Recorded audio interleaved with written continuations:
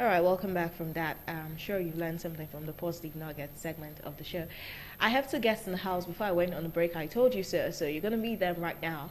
I have seated close to me, Godwin Igaru. Yeah. He's been on the show before. He's a lecturer and a very vibrant one at that.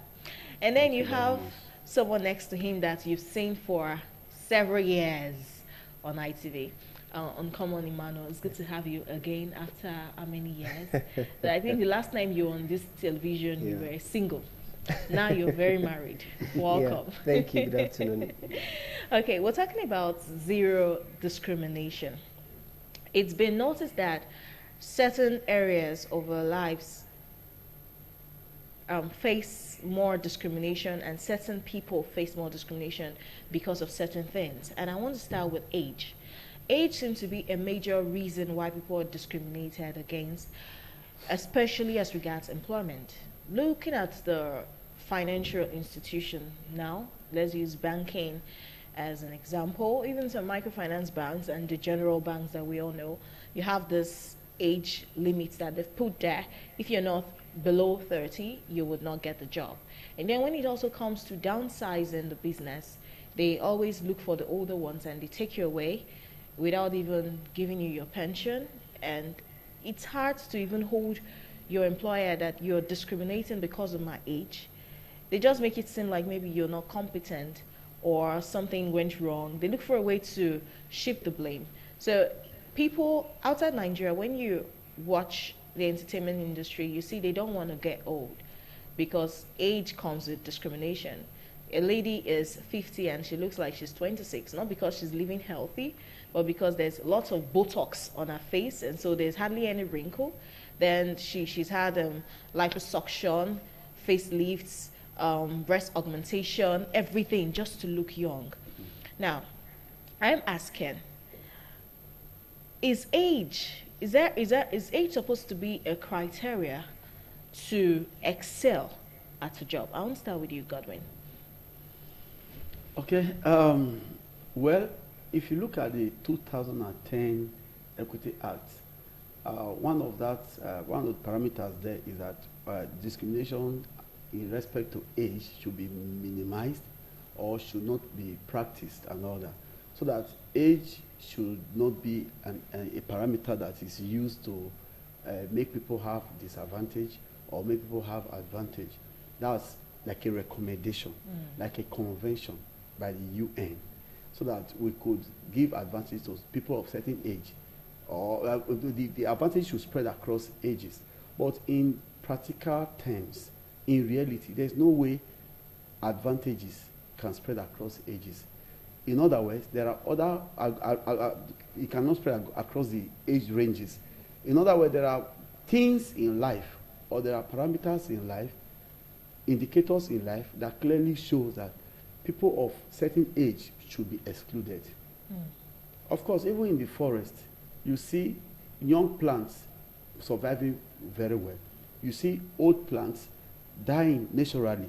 It's a process of natural selection. So now, for example, if you say you are not going to consider age in taking some decisions as regard employment or job assignment, how will you think a situation where you have a group of engineers, and these engineers are going to go to the 55th floor of a building to go and supervise, and you say the engineers that are 60 years and above should go there, whereas you have engineers that are 35, 40. By natural discretion, which will you choose? You choose the younger one because that job is tedious. It has to do with height. It has to do with things that require energy to be smart by way of your body and all that. You naturally prefer the younger ages, even though they are all your staff. Then at the same time, when it comes to employing, you are employing for a purpose. You will prefer people of certain age. There are other times you are employing for experience. You say, okay, these old and experienced ones should come because you want experience. You want their long years of accumulated experience to come to play. So you decide to say, okay, I want to take lecturers who are associate professors and above. At that time, maybe they're around 50-something and all that. You will not go and say, these people, their experience should be thrown aside when the system needs their experience. You know, so let me employ graduate assistant. And then you flood those younger ones in the system, the gap will be very wide in terms of results that you will get. So when you look at results, when you look at the orientation of the job, when you look at the expectation, when you look at the purpose, the appropriateness, you can now see it by age.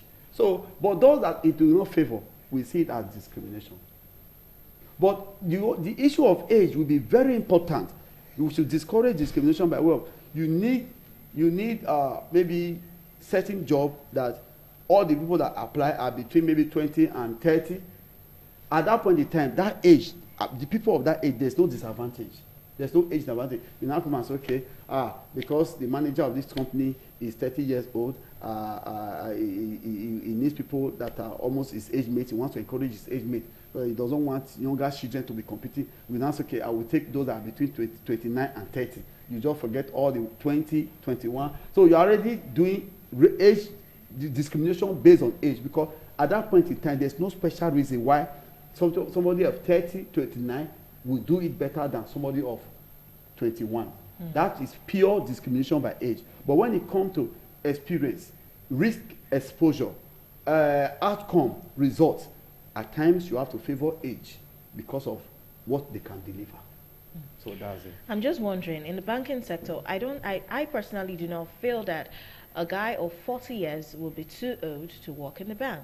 Sure. So I don't see why it's just put at 30. They don't even have to say it to you, but you know that when they're doing the selection. No. See, there's something what is done in the banking sector.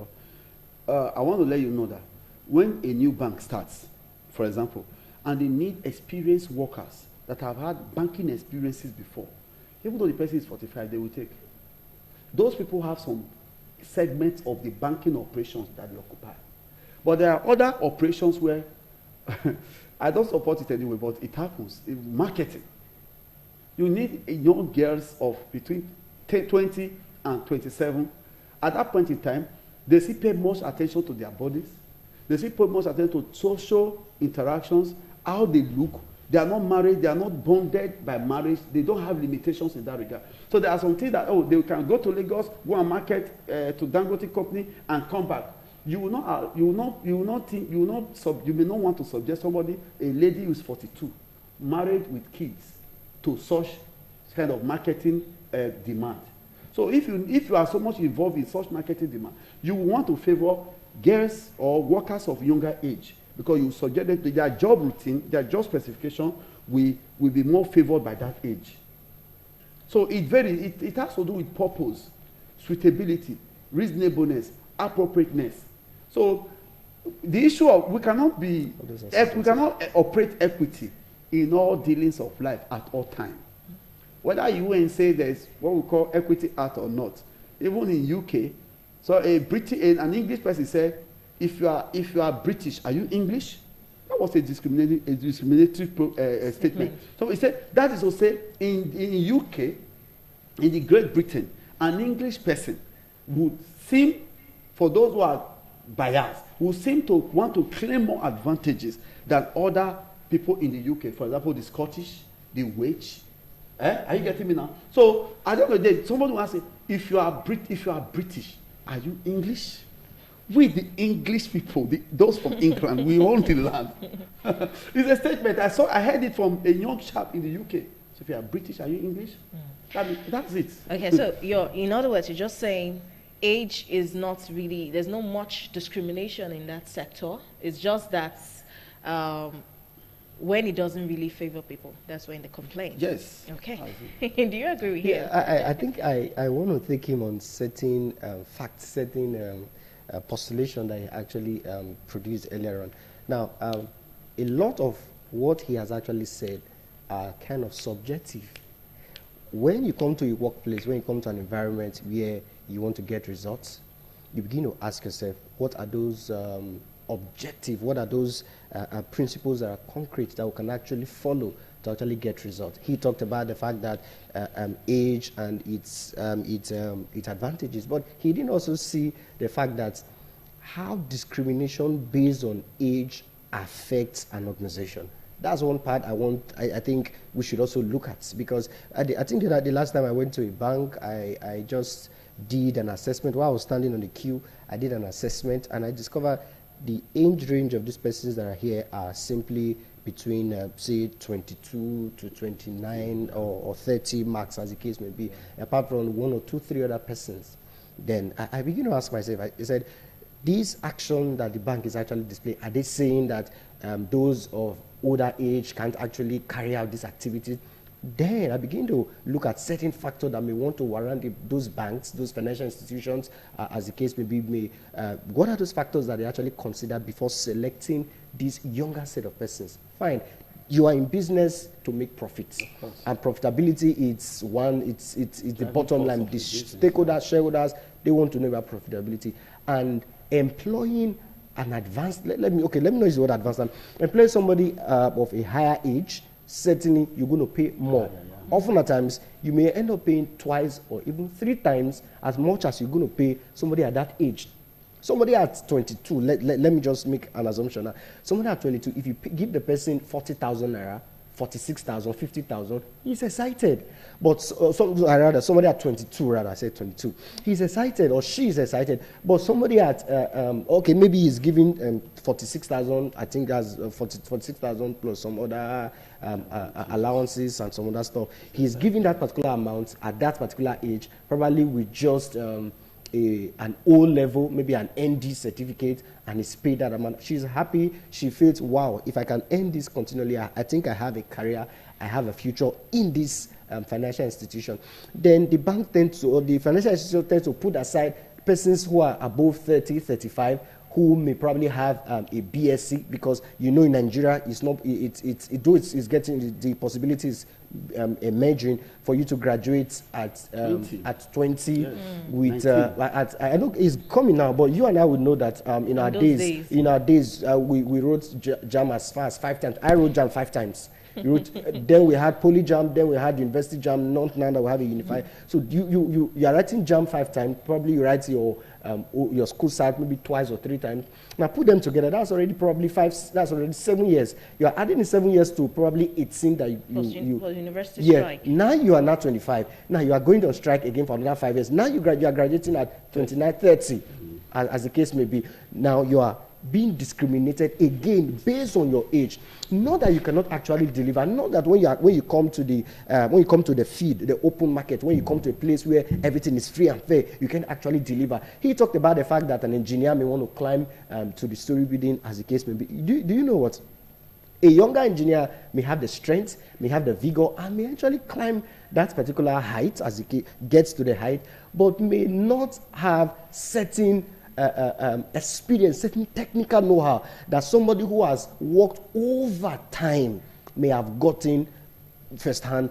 And he gets there, he makes a whole lot of a noise there at the top. He could not get result. He comes down, and you still look for a way to carry the same person who we say or who was previously discriminated based on age. He goes there and get the work done. I believe if organizations want to get the work, get work done, what they should do is to sit down and ask ourselves, how do we get a blend of the young and the not too young? I don't want to say young and old right now. The young and not too young, because I believe if organizations come to that realization, then the bottom line, because I believe in bottom line, I believe in profit. The bottom line certainly is going to be positive for them. You discover that when you have worked overtime, you discover that you have a lot of experience that saves you from mistakes, that saves you from error, that saves you from a lot of things. I had a friend who works at a very young age. He was working, and he made certain, he was fumbling with the computer, and you know, financial institution, when you fumble with one digit, he paid half of his salary at that particular time. Yeah. So over time, he gets to get the experience, and now he has gotten the experience. The organization, they are saying, we are downsizing, we are letting you off our payroll simply because of your age. So I want to say it should be condemned. It should be an act that should be condemned. It should be an act not just condemned, it should also be criminalized for somebody to be discriminated based on his age. Age for me is an advantage. Like somebody who said, the more you live, the more experience you get, and this experience certainly should culminate in generating better pay for you. So organizations shouldn't say, because we don't want to pay higher, let's get younger people to do the job and run the risk of actually getting some of their The goods. unemployed would definitely agree with you, and those young ones who are trying to run for politics would just love Godwin right now. Okay, now another form or another area where discrimination is also noticed in huge number is the hospitality industry. So you go to a hotel, the receptionist you're going to find there, first of all, is going to be a very young 18, 19-year-old girl who's looking really light-skinned and beautiful and very trim. Then you also come into entertainment, you have to be slim. The moment you find maybe a star, recently Rihanna gained some pounds and she was all over the news for adding weight. Simi also, our Nigerian star, added some flesh and it was news for the day. Now, weight seems to be another area where people just keep hammering on. It's gone to a point now that counselors, psychologists, psychiatrists are now talking so much about body shaming. It's not an issue. So, organizations, hospitality and entertainment industries, their workers, they have to remain trim, and they tell you one single reason is that fat people are lazy and unhealthy. Do you believe that people who are chubby are lazy and unhealthy? Godwin. Anyway, those expectations of to be slim, to be fair, to be smart looking, they are all based on trend. The trend is a global trend. Where you want to do advertisement, you won't need somebody who's slim, a model to do it. That's what the picture of the ideal that has been painted, virtual ideals, So at the end of the day, you see that people want to follow the trend. Then there's a normal health campaign that the more bodily fit you are, the healthier you are. That when you are you have so much weight, you are too, in quote, fat, you are not as healthy as those who are slim. Yeah, there's a medical fact in that. The issue of BMI comes in, the relationship of your weight to your height. So by the time it goes out of the range, medically, when your BMI goes beyond like maybe 25 to 27, 28, you're already not quite healthy by way of health. You are getting slightly overweight. There's a point you get to, you become heavily overweight. There's a point because you are obese. So obesity comes in. So yes, there's a relationship between weight and health. There's a relationship. However, in terms of discrimination, it's very difficult because there are some laziness can be of the mind. There are some people, they may be slim, they look smart, but in their mind and in their output, their capacity, they are lazy. There are some people that looks very big, chubby. At the end of the day, they are smarter than the slim people. So it's relative. It's relative. So this relativity should be put into consideration. But those companies or shows, hospitals, hospitality industry, entertainment industry that want to give favored treatment, favoritism to slim people is perhaps because of the expected delivery. The world moves around profit and outcome. When you are doing something, what is your profit? What's your outcome? What progress are you able to make? So people believe that if they have such people, it favors their business. And of course, you are into business to establish continuity, to establish profit making. By the time you have a set of people that, okay, these are the kind of people that could work for me and I'll get the expected result, you are tempted to take them because of the objective of your company. But if that's in the private setup anyway, in the private setting, but in government setting, it will be difficult for you to say, as somebody you come for interviews, it's an entertainment industry, maybe like a TV house owned by government. Somebody will not tell you that you are slim, I will not take you. You can take the case up. But when it's a private establishment, you will not go with what they want to get. They have the knife and the yam. You cannot sue them for what they have decided, except there's an enshrined rule in the constitution of the country that they are flaunted. You can sue them. So it's relative. So I want to summarize by saying that, yeah, when you can keep good BMI, you are smart looking, your weight is good relative to your height, you appear to be healthier. By the time your weight is too much relative to your height, you may not, your health may be compromised, and somebody can, because of that, restrain or prevent you from having some opportunities. So it is good to work towards good health, bodily, mentally. So that's the summary of it. Okay, a lot of fat people will be crying right now because they want to shoot you. But now, beyond the fact that yes, fatness could be a reason of you being unhealthy, but he said it might not be a cause of laziness. Yeah. No, it may not be a But cause of now laziness. they've moved beyond the laziness to the fact that if you're fat, you're unintelligent. Because if you're an intelligent person and you're smart, you would know how to shed weight and how to stay slim. Yeah. So what has your fatness got to do with the level of your mental strength? I think that's a million-dollar question that is in the air, but I think we've not gotten a lot of answers to that. I believe the problem didn't just start today. Problem actually started while we were younger. While we were younger, he talked about the trend, the picture we had of a successful person. Then let's look at the picture we have of a successful person, of an intelligent person. Oh, the same way those days we believe those people who wear glasses are intelligent. Yeah, Some of they're us still nerds. hold that belief till now. Now. We still believe. Somebody said, he said, we have that belief that if you wear glasses, you must be intelligent. You are a professor, and you must be with the books.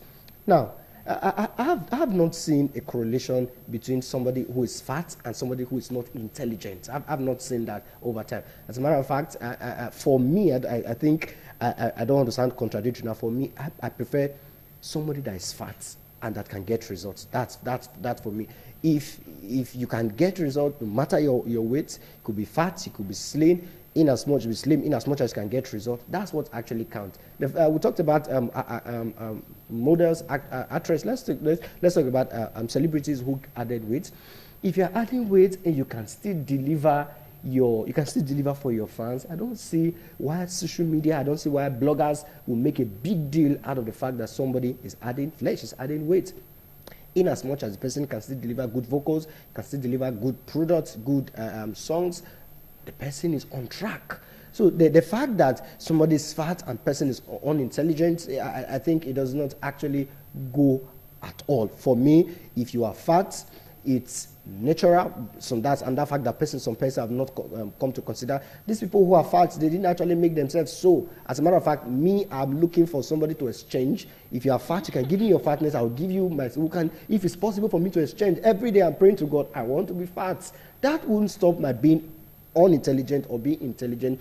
It's a matter of desire. It's a matter of genes. Some persons are not even fat at all. They just have they're having bones that are big, and you think, because of our assessment, we think this person is fat. So what we're actually saying is, it is time for us to sit down and ask ourselves, why do we hold certain prejudice against weight? Why do we think slim people are the most intelligent, are the most gifted? If you ask a lady, who do you want to get married to? The first thing she tells you is, I want to marry somebody who is tall, who is slim, who is fair, who has a broad shoulder, probably six-pack, who is rich. I think you are adding that one right now.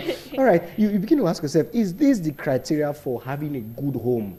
Are these the criteria? If they are not, let's get things right. Let's sit down and rework on our paradigm. Let there be a paradigm shift. Being slim does not mean this person can't deliver the job, and being fat does not also mean somebody else can't deliver. If you can deliver the job, your size, your weight, notwithstanding. That's my opinion. All right, we're talking about zero discrimination. Zero discrimination. Is it even possible that we can get to that level? We're not done talking about this. We still have some other things that discrimination is really observed in, and it's increasing as the year goes by. On March 1st yearly is the International Zero Discrimination Day, and we've addressed age, we've addressed weight, and my two guests have actually said that your fat doesn't mean you cannot deliver on the job. And the other further said that you can be fat doesn't mean you should also just let yourself go. It pays to be healthy. But anyway, talking about skin color, that's actually a slowly emerging form of workplace discrimination, and it's usually based on your skin tone. It's become a trend now that a lot of girls are bleaching their skin to be light skin. People even come down here to ask me what I use for my skin. It's funny and it's really weird. All right, and skin bleaching products actually reigning in the markets now. You go anywhere, you're finding lighting, toning, screen, cream, and all that. But it's funny because this form of discrimination is not racism at all, where a particular race is saying you're black, you're monkey. Now, this is between people of the same race. We're all Nigerians, and one person is telling me out there that I am better, I'm more beautiful because I'm light-skinned. I worked in a place where everyone who had to be there, all the ladies had to be fair. And that was the major, it was a private firm though, it was a major criteria for the job. So if you're going to be working there, you have to be light-skinned. They don't say it publicly, so you're dark and you come apply, you most likely won't get the job. No one's going to tell you it's because you were dark, they'll just tell you you're not qualified. But when you get in, you know that, even Madam self is fair. Now, what do we do about this old bleaching, toning mentality that is crept into our society? I don't think, it's been a while I saw a dark girl in the streets of Benin. Well, I want to say that some things have foundations, and these foundations are age-long. For example, the foundation of the fact, of the first impression that when you are dark, you are not as civilized and as intelligent as a white person, is a foundation that was sold to us as part of the indoctrination of the colonial mentality. Now, of course, there's a wide gap between our achievement and the achievement of the people of the white race. Anyway, if we call them white race, that's the Europeans, the Americans. Like I always say, we're the black nation. I will ask a big question. I'll say, which nation of the world is developed and it was developed by the black nation?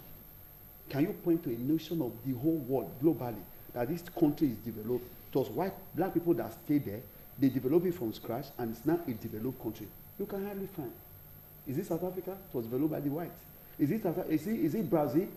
Brazil is not even a first-class developed country. So there is this mentality that that was sold to us by colonial indoctrination. And again, not just, but we are come to the realization, why is it that anywhere the black person stays in the world, that place has not been fully developed? When the white people were busy developing and doing science, getting civilization, our forefathers were busy drinking palm wine and doing New Year festivals. That on the one hand. So that thing now flushed into that when you are light-skinned, you appear to be intelligent. You appear to be technologically advanced in your mentality. So it's like it came like a flood gradually, and it entered into us that there's not inferiority associated with black skin.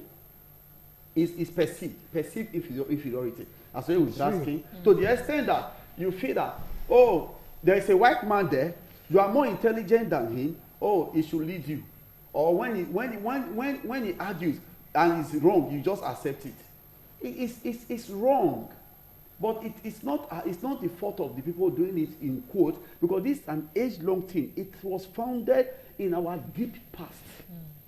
It was founded there. So the issue of skin color, why you are preferring a light-skinned person to a dark-skinned person, is our own artificial racial discrimination.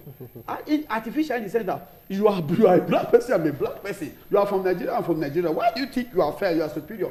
It's artificial. That's artificial. You are a black person, even though you are very fair. You are black. When they say you're black, you are from black nation.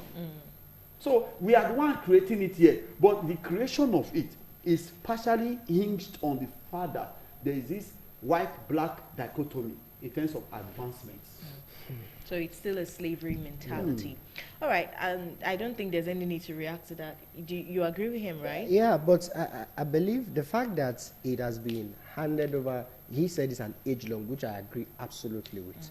But I believe he talked about the fact that they've not been able to show substantial innovation and increase over the years.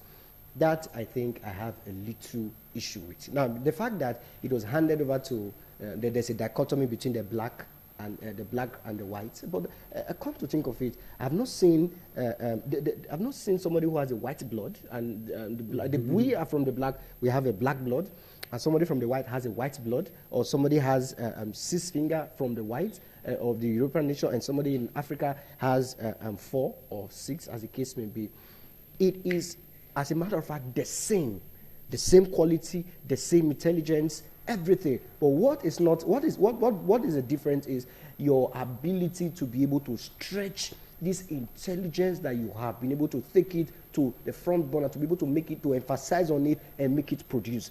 He talked about, no doubt, when the whites were busy advancing themselves, our fathers were busy doing New Year festival, they were busy marrying many wives, they were busy with the farm, they were busy with other things that were trivial. And now we are seeing the results. The whites, certainly, they are ahead, no doubt. But that does not negate the fact that the black are not equally as talented as the whites. But it is something that is gradually changing over time. Because the reason why I think it's a pity for a person like Michael Wako Jackson to actually go that length to see how you can tone his skin, how you can do some skin change, or as the case may be, Michael Wako Jackson would have been an ambassador of the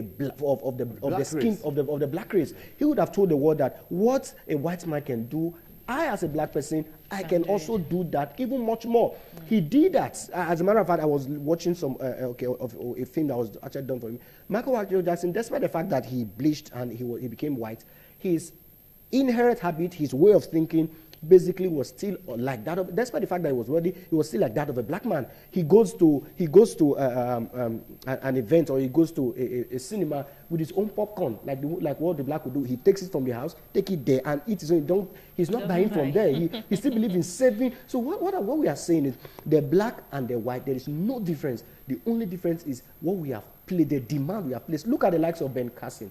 He's blazing the trail. And as a matter of fact, he was a presidential aspirant in one of the most whitely dominated country in the world. That goes to show that we have white doctors, we have inventors who are black inventors, we have doctors who are black everywhere, who are blazing the trail. So don't see yourself that you are inferior because you are dark, because maybe you are fair, I'm dark, okay, I should see myself and chicken out. No.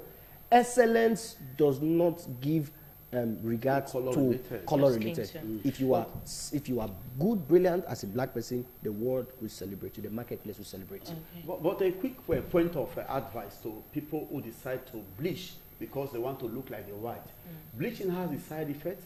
It removes a lot of protective microbial loads or microorganisms from your body. At the end of the day, your skin becomes very exposed, and it can lead to kidney disease. It can lead to skin cancer. But that, instead of you to make effort to bleach to look like a white person, why don't you go upstairs and reinvent yourself, your intellectual composition? Yeah.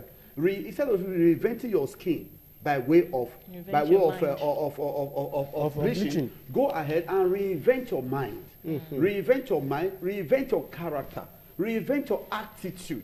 Let there be refinement. Let there be this high level of operation of your mind in terms of, as a result of your reinvention of your mind. Reinvent your character. So much that you are refined. That is better than bleaching. Then for companies that prefer white, fair-skinned persons to black-skinned persons, they should change their orientation. They should look at what the person can give intellectually, what the person the effect the person can have on the environment, on the company by way of character, not skin color. You can't go and bring prostitute into your company because you want skin fair colored people, and you have put aside issues of character. Character will build your company more than skin color. Sure. All right, now talking about discrimination still, profession. There's a particular profession I want to talk about, prostitution. Now, we have a picture that was on the screen before about with a lady. Her name is Patu Abraham. She's actually a veteran prostitute in Nigeria. She led a protest for sex workers' rights and the legalization of prostitution in Nigeria. As you can see, they say sex, the sex work is work. That is the picture of Patu Abraham. I actually respect her boldness. Her boldness is actually unprecedented, coming out to talk about this profession and preach for respect and dignity, because it's a job, and it's not just any job. She's actually the chairman of the Nigerian chapter of African Sex Workers Alliance as well. They have unions, they have branches all over Africa. And I want to talk about this quickly, especially as now that the Oba of Benin has placed a curse on prostitution. This protest was not recently, though. It happened several years ago. I'm just saying, do prostitutes need... To be discriminated. I don't even know how to coin this. Do they need the kind of respect they're demanding? Should they be given the respect they're actually demanding? After all, it's a profession.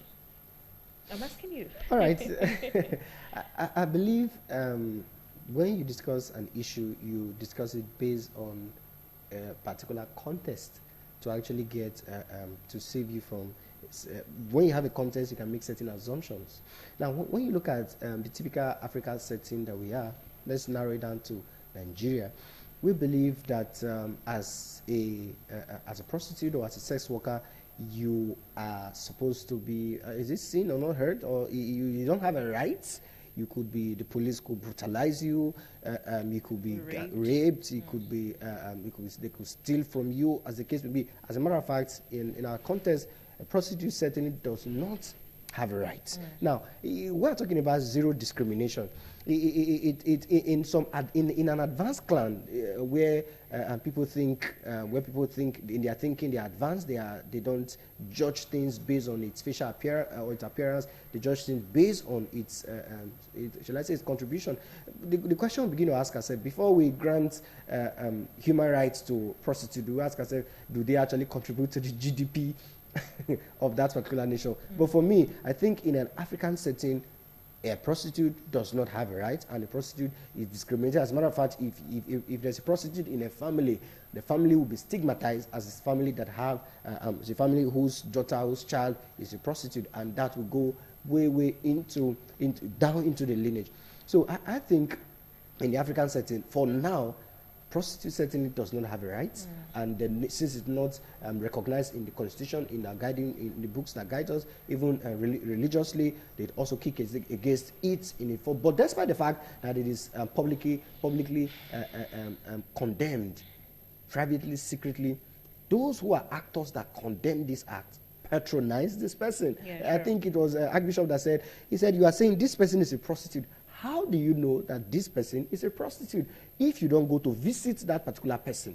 This becomes actors or people who come out openly to criticize the act of. I think that's why you could see they have the boldness, because they've entertained customers who are high and mighty in society that actually kick against the right of a prostitute, but actually in the dark they come and patronize the prostitute. So at the point you are not saying, it's like you are saying something and you are doing something different. So it is time for if you are saying the prostitute does not have a right, then certainly let them not be visited. So for now, in our clan, we don't. We believe prostitute certainly does not have a right, and that's how it's going to stay for the time being. Till maybe we'll get to a point where civilization, or we'll get to a place where enlightenment comes to the mind of people to start beginning to say, let's give this person. Now, a cost has actually been placed on this set of people beyond the fact that there's stigma and discrimination already.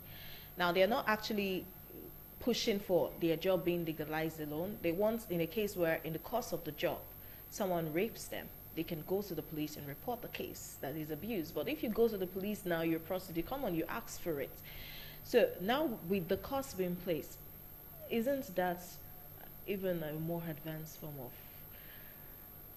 discrimination against their individual rights?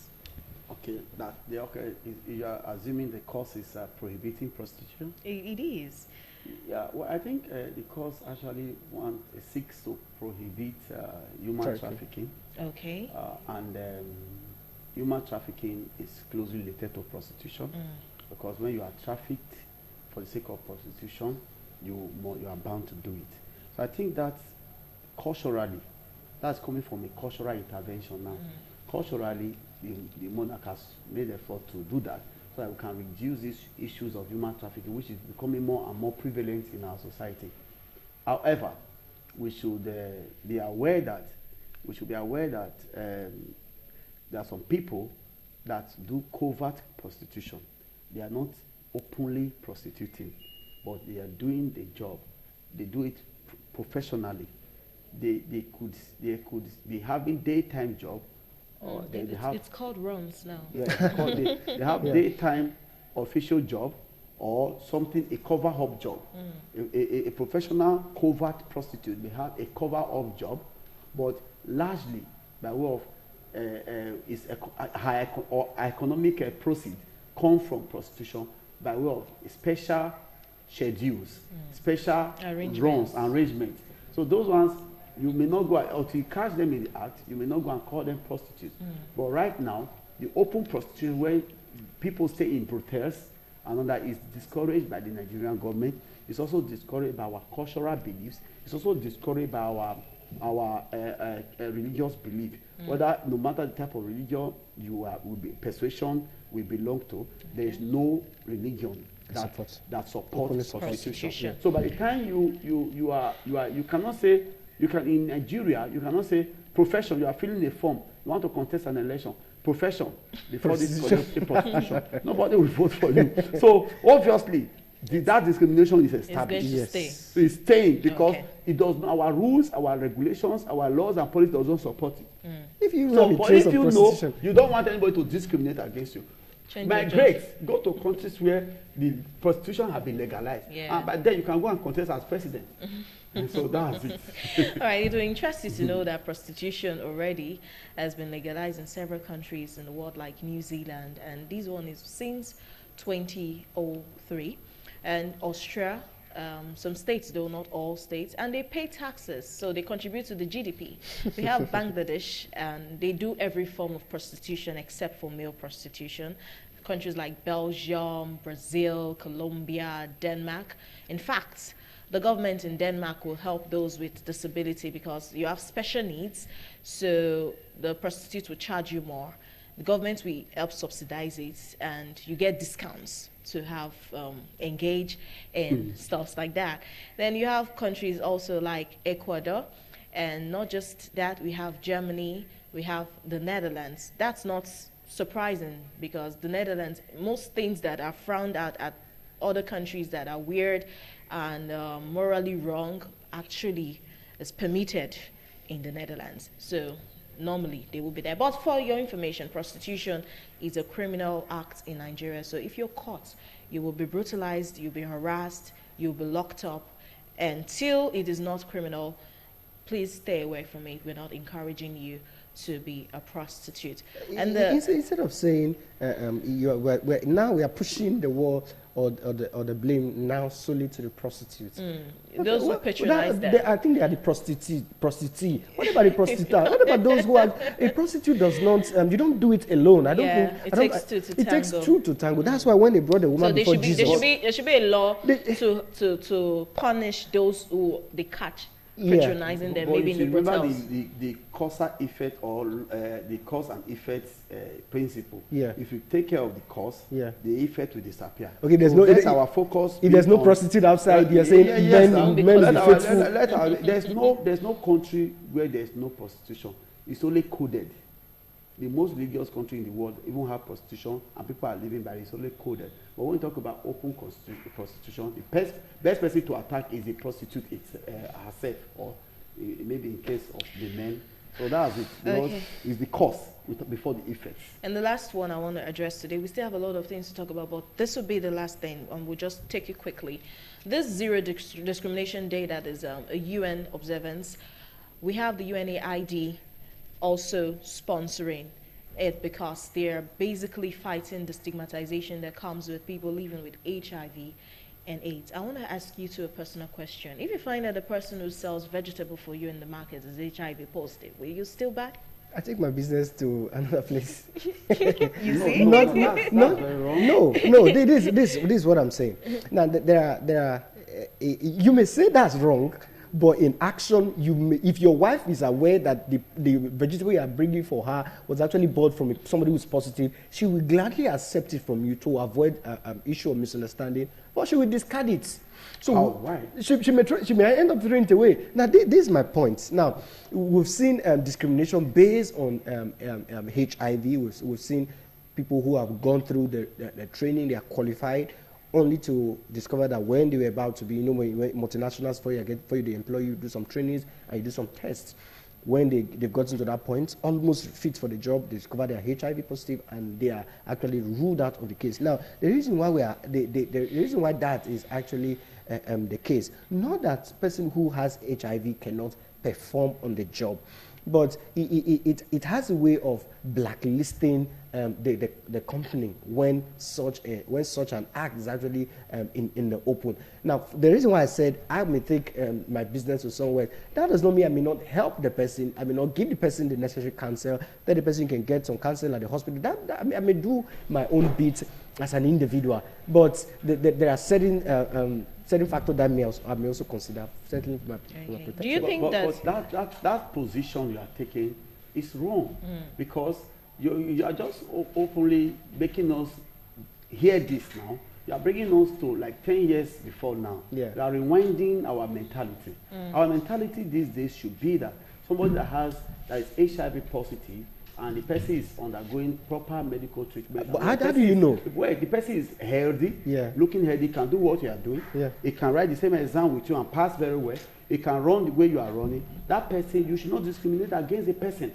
You only have the duty to even show love and understanding to the person. Because do you know the number of HIV positive people that have come very close to you that you are not aware of? Correct. So the discrimination against HIV positive people should be ruled and should be mitigated, should be reduced. It may not totally be eradicated, but it should be reduced. Okay. Because of the medical knowledge says that through your vegetable, you cannot pass an HIV to another person. Sure. You should seek proper medical education, vis-a-vis epidemiology, vis-a-vis transmission of diseases. We have to go. Do you think we can ever attain a zero discrimination level? No, we cannot. Do you think so too? No, but we can it's not possible. In the human form, we can't do that. All right, that's it on the show today. We have to go. Now, most of the problems we have, especially with people living with HIV and AIDS, it's myth and misinformation. HIV and AIDS has been tied to promiscuity. So you're either a loose person, that's why you have HIV, and it's not true. Most times, it's not because of that. You can get it through transfusion. It has to do with blood and maybe bodily fluids. But it's not only, what if you're involved in an accident and the person next to you was positive? It can happen. So I think we started blowing the trumpet about the awareness of HIV too much with putting sex forward. But we will change that, and we have to change that. HIV and AIDS is not a death sentence right away. You can still enjoy your life for a long time. We're talking about zero discrimination as much as we can.